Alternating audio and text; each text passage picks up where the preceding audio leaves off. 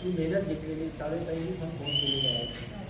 त्यांना मी स्वतः फोन करून सांगितलं होतं आपल्याला हे तुम्ही सर्वांनी मिळावं घ्या म्हणजे वेळासाठी ते काही मेहनत घेतली त्याच्यामुळे तुम्ही सर्व या ठिकाणी पाण्याबरोबर त्याच्याबद्दल मी जिल्हा तुमच्या असं दुसरा मुद्दा असा आहे कारण आपण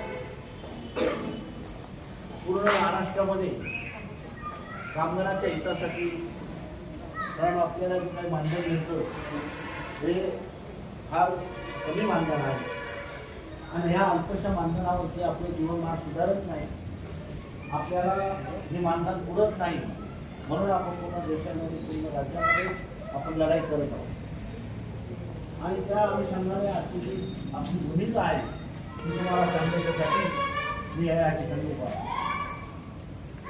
कारण 17 तारखेच्या मेळाव्यामध्ये आपण सांगण्यात आलं की आपल्याला पूर्ण भारतामध्ये आणि राज्यामध्ये 10 तारखेला आपल्याला जेल भरो आंदोलन करायचं कारण या सरकारला जाग आणण्यासाठी आपल्याला आंदोलन केल्याशिवाय पर्याय नाही आणि जेल भरो आंदोलन करत असताना प्रत्येकांना आपण सांगितलं पाहिजे की आपल्याला जेलात जायचं आहे.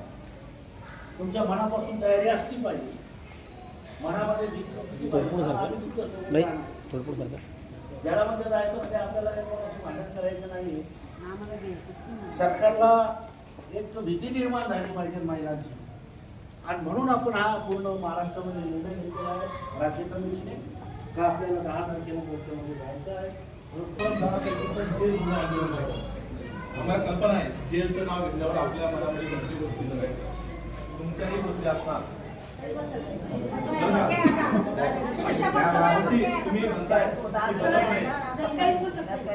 बऱ्याच जणांना असं वाटतंय की आता सर 2,500 रुपये पगार आहे असून आता आम्हाला जेलमध्ये टाकतात असं प्रत्येकाला वाटेल ना आणि स्वाभाविक आहे. आमचं म्हणणं एकच आहे सगळ्यांनी जेलमध्ये गेलं पाहिजे का सगळ्यात महत्वाचं रोजगार हमीवरती किती पगार मिळतो आज किती मिळतो रोजगार हमीवर बराचशी खांदायला किती पगार मिळतो 320 रुपये हजरी 320 रुपये हजरी आता मिळाली आहे आणि तुम्ही सरकारी शाळेतले कुक आहात किती वेळ कोण आहे कुक सरकारी कर्मचारी आहात तुम्ही किती पगार तुम्हाला किती रोज पडतो किती आम्ही म्हणतो गोष्ट आपण सांगतो की ना आपण सांगतोय बरं मला असं वाटतं तुम्ही असं करत असाल तर तुम्ही सगळे घरचे गरगंज श्रीमंत आहात म्हणून तुम्हाला पैशाची गरज नाही मी असं वाटतो ऐका मला काय वाटतं तुम्ही सगळे 83 रुपये काम का करता तर तुम्ही गरगंज श्रीमंत आहात म्हणून काम करता असं आहे का तरी पण 83 रुपयामध्ये तुला बोलत असं त्याचा अर्थ असा होतो तुम्ही भाडत पण नाही सरकारला भाड्याचं म्हणत तुम्ही येत नाही मला सांगा 1 तारखेला किती होते मोर्चामध्ये तुमच्या मोर्चामध्ये किती होते एक मिनिट वेळेवर नाही आपण सांगितलं होतं 1 2 3 4 5 6 7 8 9 10 किती होते फक्त 10 लोक इथं उपस्थित असलेले म्हणजे याचा अर्थ असा आहे की सरळ तुम्हाला गरज नाही हे सरकारने ओळखलं सरकारने हे ओळखलं आणि सरकारने आता काय केलंय सेंट्रल किचन पद्धत लागू केली जालना जिल्ह्यामध्ये म्हणजे आता काय तुम्हाला जे 83 रुपये द्यायचं बी काम नाही आणि तुम्हाला काम करायचं बी काम नाही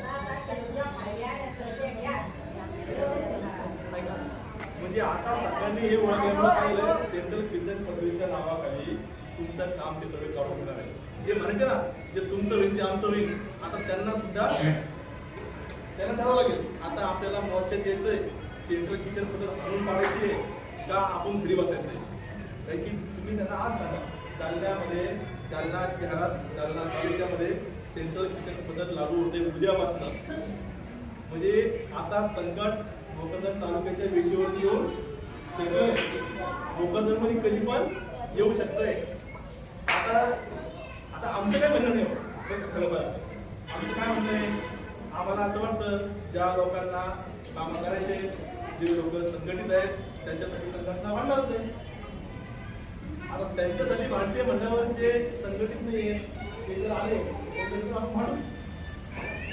आम्ही 6 महिन्यापासून ओरडून सांगतोय की आपण ते प्रकरण दाखल करतोय. पटापट फायली दाखल करा. फक्त 50 पेक्षा जास्त लोकांनी फायली दाखल केलेले नाहीयेत. आता यात होईल काय, आपण जेव्हा कोर्टात गेलो असतो त्यावेळेस आपण म्हणू शकतो ना बाबा या आपण क्लिअर कर आणि आपण तुम्ही थांबवा, त्याच्यामुळे तुमच्यावर मोठं संकट आहे. म्हणजे मी काय बोलतोय याचं कारण आहे की बंगालमध्ये, पश्चिम बंगालमध्ये सत्तेत भाजप आल्यानंतर तिथं सगळ्या राज्याचं कॉन्ट्रॅक्ट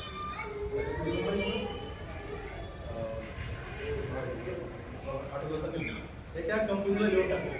म्हणजे पश्चिम बंगालमध्ये 1,70,000 जे कामगार होते ते सगळे आज आहेत. ते आम्हाला कसं माहिती तर आपली संघटना फक्त जाहिरात का देश पातळीवरची आणि सगळं आपण एकामेकांच्या टचमध्ये असतो. आता तिथं जर अशी अवस्था झाली असेल तर महाराष्ट्राचा नंबर अक्षय पात्रा नावाची कंपनी आहे ती महाराष्ट्रामध्ये येऊन लागली आणि ती सेंट्रल किचन मिलचं कॉन्ट्रॅक्ट घेणार आहे. आता ते जर हरवून पाडायचं असेल तर या 50 लोकांनी होणार आहे का? आणि तो झाला त्याने सांगितलं आम्ही 30 तारखेला तुमची बैठक लावतो सीएम साहेबांसोबत.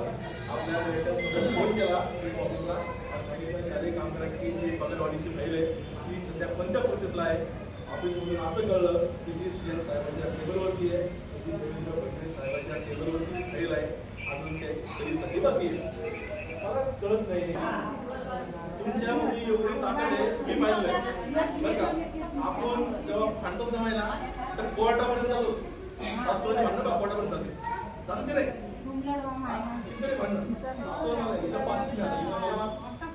छेड करते एवढं कसुसपणे भांडतो आपण. मग हिने भांडला काय अडचण आहे?